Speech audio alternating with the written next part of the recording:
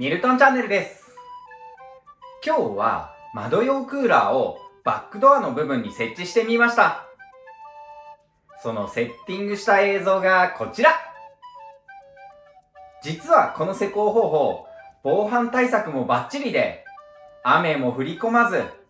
設置時間も20分800円で取り付けできたので、めっちゃ楽しかったです。これまで私はスライドドアを閉めて窓用クーラーを設置する方法とスライドドアを全開で設置する方法の2つのやり方で窓用クーラーを使ってきました。これらの方法、取り付け取り外しもとても簡単なんですが、欠点が2つありました。その欠点の1つが防犯性の問題。これはクーラーの排気で窓やドアを開ける必要があるため、防犯性がゼロの状態で使わなければなりません。またクーラーの使用中に強い雨が降るとスライドドアのパワーウィンドウが壊れる可能性があるという欠点もありました。そこで今回は複数の視聴者さんからバックドアに取り付けてはどうかというアイデアをいただいたので、新しく試します。まずバックドアに設置するために必要な材料をダイソーとカインズで買いました。購入したのは100円のテーブルクロス、家具転倒防止用の500円の突っ張り棒、それに S 字フックです。施工方法は後ほど詳しくお伝えしますが、トータル800円、20分で簡単に DIY できます。実は今回この材料を買ってガレージに戻った直後、車庫で足長鉢に刺されてしまいました。前回の熊谷での車中泊の時は1匹もいなかったのに、ここ数日の暑さで蜂が大量発生。この引き戸や窓の部分に数十匹の足長鉢が群れていました。幸い刺された箇所の痛みは大したことありませんが、蜂の飛び回るガレージは DIY どころではありません。ネットで調べるとガレージの虫対策は蚊取り線香が手軽で有効だと知りました。そこで購入したのがこのモンスーンという蚊取り線香。これはアース製薬から出ている東南アジア向けの製品で、メトフルトリンという殺虫成分がたくさん入っており、蚊だけでなく蜂やその他の虫も駆除できます。またこれはピレスロイドという人体やペットには無害な成分なので安心して使えます。普通の薬屋では買えず、ネット販売のみなので Amazon で購入しました。これをガレージの4カ所に同時で焚いて蜂に退散してもらいます。結果は効果てきめん。映像にはあえて映してませんが、このモンスーンを焚いて数時間後、足長鉢が70匹以上ガレージの床に落ちていました。この蚊取り線香超使えます。効き目抜群な上に値段も100巻1600円と格安。もしガレージや倉庫の虫対策に悩まれている方はこのモンスーンかなりおすすめです。蜂もいなくなったのでバックドアに窓用クーラーを取り付けます。このクーラーは取り付け取り外しが超簡単で、ガレージや部屋、車にも気軽に設置できるのでとても気に入っています。私のエブリィはこんな感じでバックドアの部分が湾曲しているので、こんな感じの配置になります。このクーラーの配置少し悩みましたが、運転席側の床下の部分にはバトラーのサブバッテリーが入っていて、運転席側に荷重がかかり気味なので、今回はこのウィンドエアコンを助手席側のバックドアの部分に取り付けます。角度を変えてみるとこんな感じで、今回はこのウィンドクーラーをこの場所に取り付けたまま車の運転をしたいので、このダイソーで購入した家具転倒防止突っ張り棒、こちらは500円で購入したんですが、こちらを使ってこのウィンドクーラーを固定していきます。この突っ張り棒の取り付けはめちゃくちゃ簡単で、こんな感じでセットします。それで台座を上からかぶせて、この中間ネジのところをロックネジで固定します。根元までしっかりロックネジを固定し終えたら、この部分にセットしてあげれば OK です。で、突っ張り棒を固定を終えたら、このようにノブを回して少しずつ上にこの部分が開いて上がってくれますので、これでがっちり固定できます。一応この突っ張り棒は耐圧が200キロまで耐えれるようになっているので、おそらく運転していても倒れることはないと思います。こんな感じでセッティングしました。で、この広い面を埋めるのに今回使用するのはダイソーのテーブルクロスです。これはサイズが 130cm×175cm のものと 120cm×150cm のもの2サイズありました。で、色や形もいろんなものが売られていて、それぞれ全部100円で売られているんで、失敗してもお財布へのダメージが少ないです。このテーブルクロスをダイソーで購入したマスキングテープで固定していきます。マスキングテープをこの辺りに貼っていくんですが、車のこの部分が汚れているとうまくマスキングテープが貼り付かないので、このようなウエスで掃除をしておきます。ウエスでバックドアの掃除を終えたら、テーブルクロスをマスキングテープで貼り付けていきます。長すぎる部分はハサミで切るだけなのでめちゃくちゃ簡単です。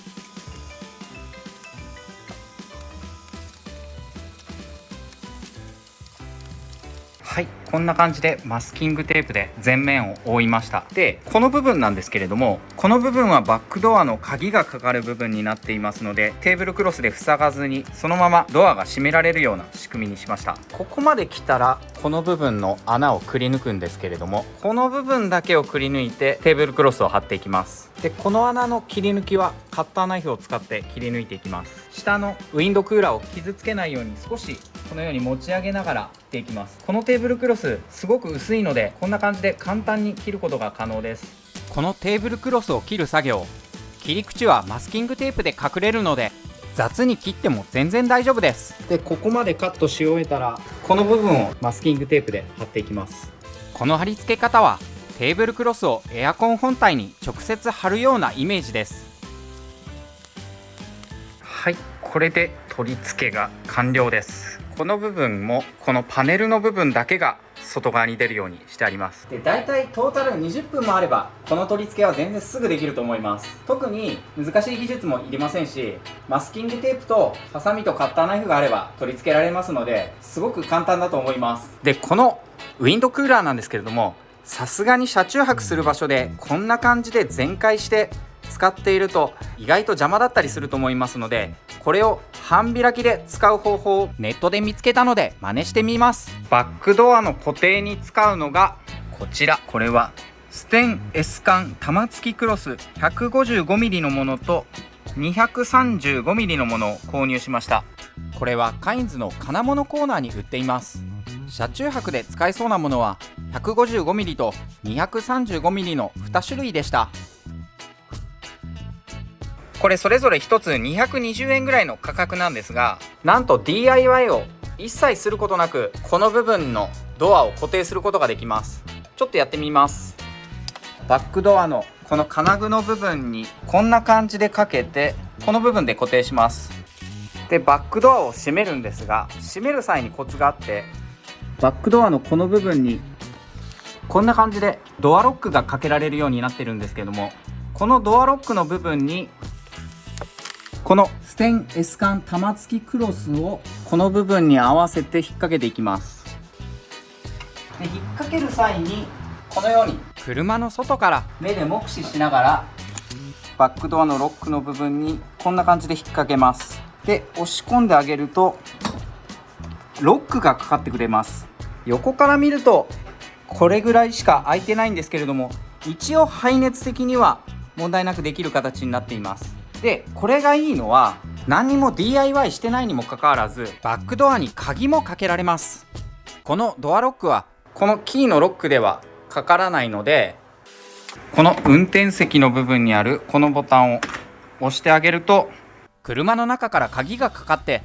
開けようとしても開かなくなってくれます。これめちゃくちゃいいですね。で、一切 DIY してないのに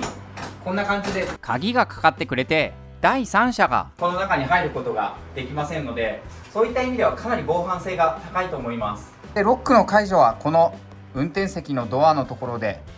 上に上げてあげればこんな感じでドアを開けることができますので、これかなり便利だと思います。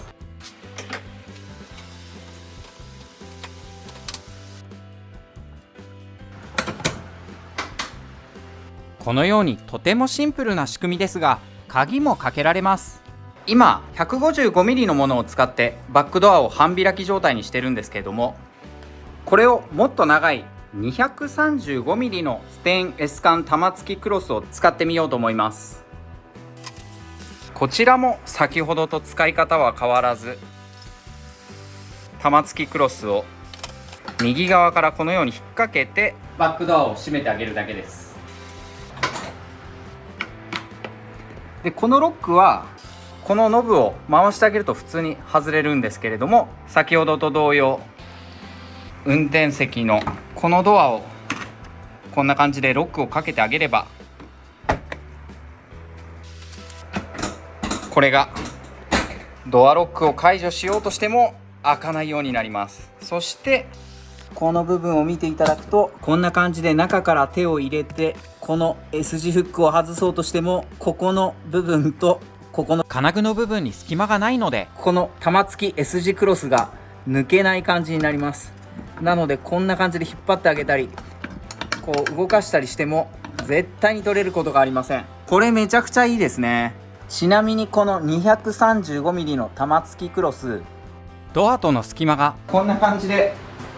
手のひら1個分もないので、体とか頭を入れようとしても入りません。なので手をこの中に入れて物を取ることはできるかもしれないんですが、車の中に人が入ることはできないので、そういった意味でもこのやり方はかなり防犯性も高いし使いやすいと思います。中から見るとこんな感じですね。ちょっとこう風とかで揺れたりはするんですけれども、一応外と中のこの空間をきっちりテーブルクロスで区切っているような感じになっています。ちなみにこのガレージの電気を消してみて車内の光漏れをチェックするとこんな感じですね。この部分横から見ると光漏れするんですが、私の車はこの部分にバックドアのシェードを取り付けてますので、後ろから見るとこのように真っ暗な感じになってくれます。このようにカメラのライトを照らした状態でチェックしてもほとんどわからない感じですね。横や下からこんな感じで覗いてしまうと光が漏れているのはわかるんですが、これを車中泊で利用して光漏れやそういった周囲に与える影響をそれほど気にしなくてもいいと思います。ちなみにウィンドクーラーや 12V クーラーを動かしているこのバトラー 460Ah のバッテリーの走行充電やソーラーパネル以外での充電法をご質問いただいたのでお見せしたいと思います。このインバーターの電源をまず切ります。続いてこのバトラーのバッテリーはこの部分に電源がついているので、この部分の電源も切ります。でこんな感じでこの部分の青い LED ライトが消えたら、バッテリーのプラスとマイナスの極のこの蓋を外していきます。でまずはショート対策でマイナス極の方から外していきます。でこの蓋が外れたらマイナス極のこのボルトを外していきます。でこの部分のボルトは 13mm の電池で外れます。ナットを外し終えたらケーブルを外していきます。完全にマイナス極が外れたら次はプラス極の蓋を取って 13mm のレンチで外していきます。プラス極の部分は特に念入りにマスキングテープで養生しておきます。で全てのケーブルをこんな感じでマスキングテープで養生しておきます。このようにまめに絶縁をしておくことでショート対策が取れますので、これは必ずやった方がいいと思います。でこんな感じで端子をむき出しにできたら、リン酸鉄リチウムイオンバッテリー専用の充電器を使って充電をしていきます。これは 20A で充電できるようになっているので 292W で充電できます。こんな感じで家庭用の電源からこの部分で電気を取ったら、このプラス極とマイナス極をそれぞれの端子にプラス極からつないで、こんな感じで充電器のランプが赤色に点灯して充電が開始されます。このバトラー 460Ah の中のバッテリー残量は 47% バッテリーが溜まっていて、現在 253W で充電をされています。バッテリーがフルで充電されるには20時間33分かかります。今回は 20A の充電器を使っているので結構時間がかかります。この 20A のバッテリー充電器を 40A バッテリー充電器に交換して充電をしてみます。こちらの充電器はこの端子を接続する部分が茶色のケーブルがプラス極、青いケーブルがマイナス極で接続する形になっています。そしてこの丸型端子が取り付けられているので、こちらの 20A の方がクリップ式で取り外しがとても簡単なのに対し、40A のバッテリー充電器はこのようにナットで締め上げなければいけないので、この点は少し面倒です。では一旦取り付けてみます。で、リタイムのこの 40A のバッテリー充電器は 14.6V 40A で充電ができて 584W で充電ができます。この部分に電源ボタンがあるので電源を入れて充電してみます。充電が開始され始めました。で、このマイナス極やプラス極の充電器を止めているナット、必ずこういったレンチできっちり締め上げてから充電を開始するようにしてください。この部分が緩んでいると発熱発火の危険があるので、この部分は必ず緩みがないようにこういったレンチできっちり締め上げてから充電を開始してください。 40A のバッテリー充電器は 543W で充電できていて、9時間49分で充電が完了するようになっています。今夜9時13分なので、明日の朝7時前には充電が完了していると思うんですが、この 40A の充電器でどれぐらいで充電がたまるかも念のためチェックしておきます。はい、朝6時7分、昨夜9時13分からこのバッテリーに充電をしだしたんですけれども、バッテリーが 100% まで溜まって充電が完了していました。やはり 40A の充電器の方が早いですね。この充電器は充電の容量が 600W 近くのワット数で充電されるので、それだけバッテリーにかかる負担が大きいですが、充電時間が短くて済むので、例えば RV パーク等で車中泊をする場合は、このバッテリー充電機能が短時間の充電でもバッテリー残量を素早く 100% にすることが可能になります。これに対しこちらの 20A のバッテリー充電器は小型で持ち運びは楽なんですが、バッテリーを 100% まで充電するにはかなり時間がかかってしまいます。ただリン酸鉄リチウムイオンバッテリーを傷めないという点では、こちらの小型の方がゆっくり充電してくれますので、そういった意味ではサブバッテリーの寿命を長くすることができるかもしれません。充電器を取り外したので配線をまた元に戻しました。で、この配線なんですけれども、取り外す時にも言いましたけども、必ずこのレンチを使ってきっちり締め上げるようにしてください。こういった配線のナットが緩んでいることによって発熱発火の危険が高まりますので、この部分のナットが絶対に緩まないようにしてください。で、プラス極をナットで留め終えたら絶縁キャップをかぶせておきます。で、このような絶縁キャップを早め早めにかぶせることによってバッテリーのショート対策につながりますので、バッテリーを接続を終えたらすぐにこのように絶縁キャップをしっかりかけておきます。以前このバトラーの動画でこの絶縁キャップの加工法や取り付け方を詳しく動画にしていますので、ご興味ある方はそちらをご参考にいただければと思います。プラス極の接続を終えたらマイナス極も止めていきます。この部分もナットできっちり締め上げていきます。とても大事なことなので何度も言いますが、このバッテリーのプラス極とマイナス極の端子が緩まないようにきっちり締め上げておいてください。こういった端子の部分の緩みが発熱発火の原因につながりますし、この付属の絶縁キャップも必ずかぶせるようにしてください。はい、プラス極マイナス極両方ともきっちり絶縁キャップもかぶせることができました。やり方はちょっと面倒ですが、こういった感じで使ってあげればサブバッテリーも安全に使うことができますので、ショート対策やバッテリーのナットの緩みにはくれぐれもご注意ください。また現在すでにサブバッテリーを取り付け済みの方も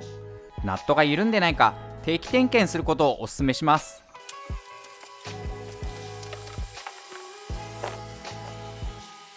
こういったやり方であれば RV パークに入ってこのような窓用クーラーを外部電源で動かしながら、このサブバッテリーにも別電源で充電できますので、効率的にこのサブバッテリーに充電しつつウィンドクーラーを動かすことができます。バックドアを半開きで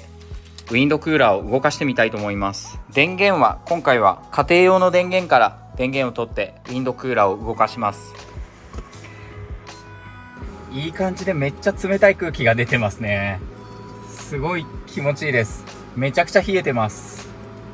中の方から見てみると、このウィンドクーラーの位置はこのちょうどエブリィの柱ギリギリのところにクーラーを置いてセッティングしています。で、今分かったんですけれども、この排気口から空気が外に出ることによって、横から見るとこんな感じで少し車内側にこのテーブルクロスがちょっと攻めてきてるような感じにはなっています。車外側からチェックしてみるとこんな感じです。この部分に排気の熱が当たって、ここに少し風圧ができています。そしてその風圧によってこの部分がちょっと車内側に押されるような感じになっています。このバックドアの空間がエアコンの排熱効率にどう影響するかはまだ使い込んでいないので不明ですが、見た目的にはそれなりに排気効率が高そうに見えます。で、この排熱吹き出し口の部分をサーモグラフィーカメラでチェックしてみると、こんな感じで排熱自体はきちんとされているような感じがします。で、隙間自体はこのぐらいの空間なんですけれども、それほどこの部分に当たって排熱効率ですとか吸気効率が落ちている感じも個人的にはしていません。で、バックドアのこの部分に直接当たる部分はこんな感じで、この辺りの部分が熱くなっているんですけども、反対側からチェックしてみると、排熱口の前のバックドアは一部熱くなっているんですけども、それ以外の部分はそれほど熱くなっていないので、排気のやり方としては結構使えるやり方だと思います。またこんな感じで引いていくと、この横の部分から雨が降り込むということはあんまりないと思いますし、この部分に関してはテーブルクロスとマスキングテープで車内に水が入り込まないように施工していますので、このやり方ならさすがに台風の日は厳しいとは思うんですが、結構大雨が降ったとしてもこの中に水が入り込むことはないと思います。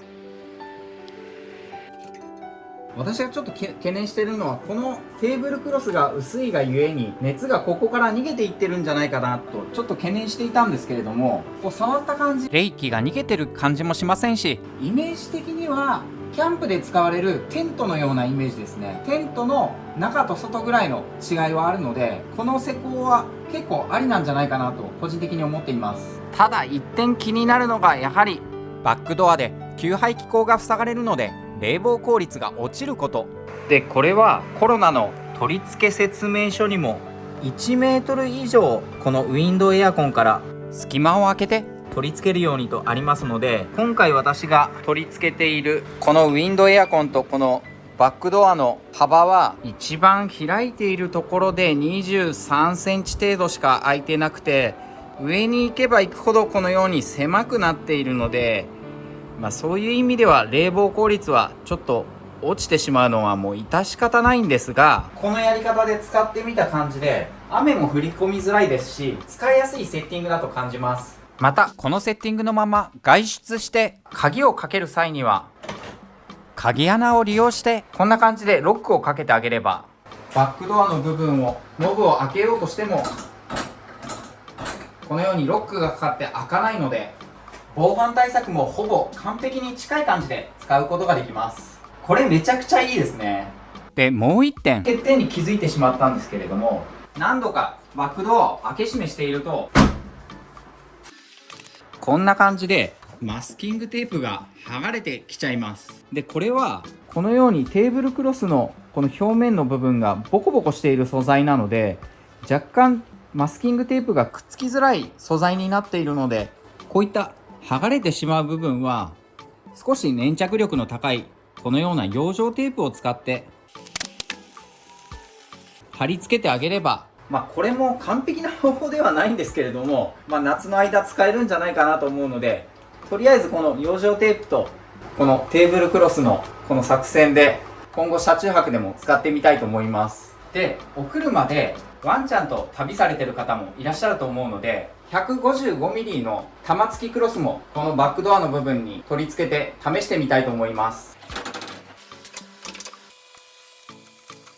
こちらも取り付け方法は 235mm のものと全く一緒なんですが、この隙間がかなり狭くなるので、横幅の隙間は6センチぐらいしかありません。柴犬ぐらいの大きさならこの部分から逃げ出すことはちょっと難しいかなと思います。しかもこの 155mm の方もサイズ違いなだけできちんとこのようにロックがかかりますので、この部分から逃げ出すのはなかなか難しいんじゃないかなと思います。こういった方法であれば真夏にクーラーをつけたままワンちゃんに車でお留守番もしてもらえると思います。ただ個人的には 235mm のものに比べたらこの 115mm でセッティングすると排熱効率はかなり落ちますので、こちらの 235mm の玉付きクロスを使っていただいた方が冷房効率的にも良いかと思います。こんな感じでかなり狭い隙間から熱い空気が出てくるようになっていて、このバックドアの部分に熱気が溜まっているような印象があるので、 235mm の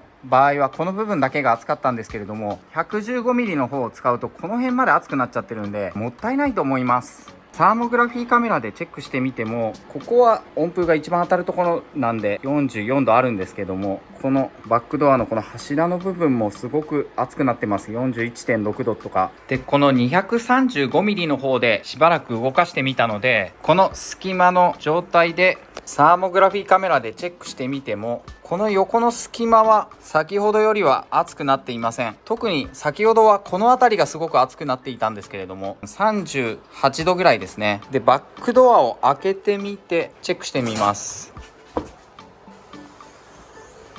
で、これも先ほどと同様、この一番直撃するこの部分がやはり 43.7 度ぐらいいってるんですけども、この柱の部分がここが37度ですとかそんなもんにしかなってないので、235のフックの方が全然排熱効率はいいですね。2つ並べて比較してみても長さがわずかこれぐらいの長さなんですが、235の方がかなり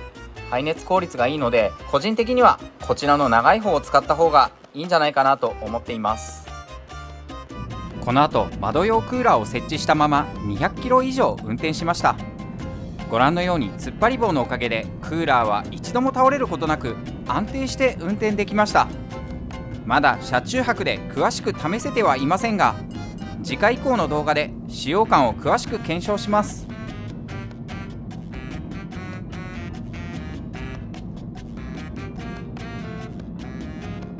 本日もご視聴ありがとうございました。